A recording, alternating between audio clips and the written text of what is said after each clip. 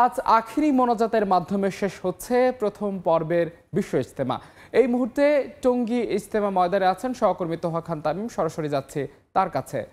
তামিম, টঙ্গী বিশ্ব ইজতেমা ময়দানে কিছুক্ষণ আগেও কিন্তু বেশ কুয়াশাচ্ছন্ন ছিল। এখন ধীরে ধীরে কুয়াশা কেটে বলা যায় যে পরিবেশ যে স্বাভাবিক সে স্বাভাবিক হতে শুরু করেছে।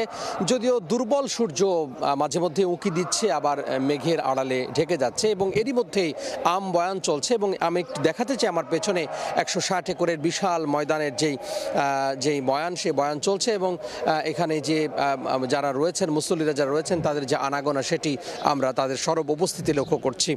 আজকে বাদ ফজর বিশ্ব ইজতেমার যে প্রথম পর্বের দ্বিতীয় ধাপের যে আয়োজন, সেটি শুরু হয়েছে আমবয়ানের মধ্য দিয়ে। এটি চলবে একেবারে আখিরি মোনাজাত পর্যন্ত।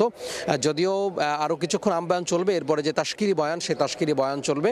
অর্থাৎ ভেতরে যে ছোট ছোট যে আলোচনাগুলো হয়, ভেতরে যে ছোট বৈঠকগুলো হয়, সেই বৈঠক তারা চালিয়ে নেবেন এবং এটি চলবে হচ্ছে একেবারেই 12টা থেকে 12:15 পর্যন্ত। অর্থাৎ 12টার পরে বলা যায় যে আখিরি মোনাজাতের যেই প্রস্তুতি, সেটি শুরু হবে। আজকে একটা বিশেষ দিন, আখিরি মোনাজাত অনুষ্ঠিত হবে।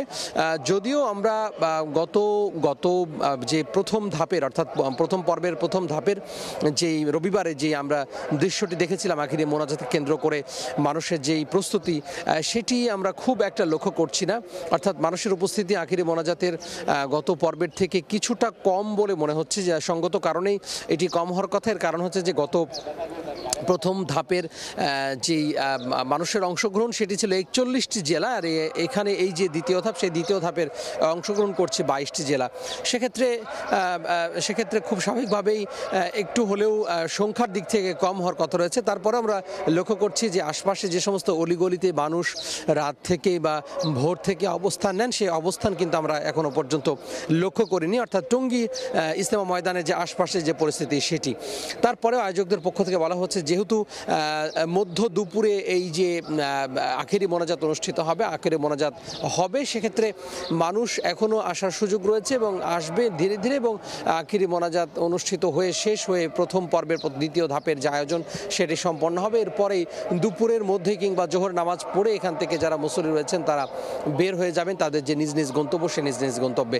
গত পর্বে আমরা দেখেছি, অর্থাৎ গত ধাপে আমরা দেখেছি যে হাজারেরও ওপরে যেই দল, সে দল বিভিন্ন চিল্লায় বিভিন্ন মেয়াদের যে দিনই সফর, সে দিনই সফরে বের হয়েছেন। এবারও এটির ব্যতিক্রম হবে না। তো এই ছিল টঙ্গীর ইজতেমা মাঠ থেকে আমার হাতে সবশেষ। বিশ্ব ইজতেমার সবশেষ খবর জানতে সরাসরি যুক্ত ছিলাম সেখানে।